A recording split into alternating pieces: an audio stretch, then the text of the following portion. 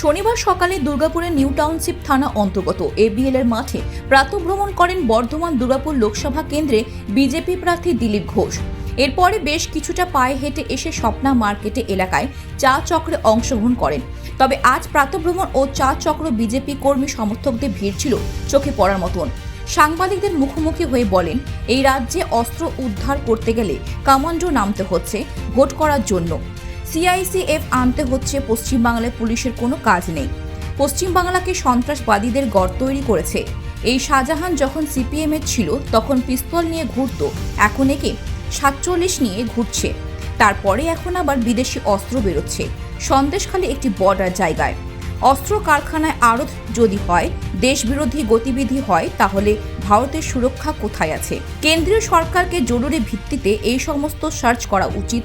যে 200 থেকে 250 জন ইডির ওপরে হামলা করেছিল সব সন্ত্রাসবাদী, এদের জেলে ঢোকানো উচিত।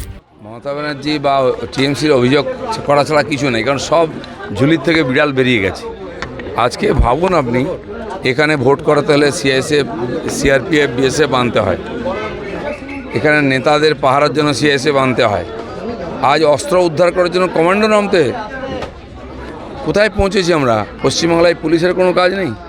সমাজ বিরোধীদের এমন দাপিয়ে বেড়াচ্ছে, পুলিশ আধা মিলিটারি ঢুকতেই পারবে না, সেটা কমান্ডো আনতে হচ্ছে।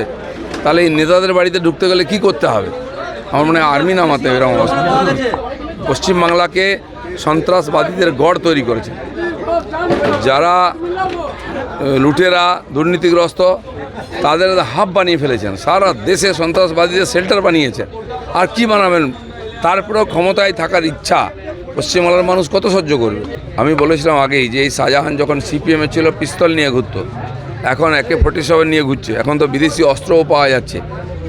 একটা বর্ডারের জায়গা, একেবারে বাংলাদেশের বর্ডার, সেখানে যদি এরকম দেশবিরোধী গতিবিধি হয়, এরকম অস্ত্রের একেবারে আড়ত হয়ে যায়, তাহলে ভারতের সুরক্ষা কোথায় আছে?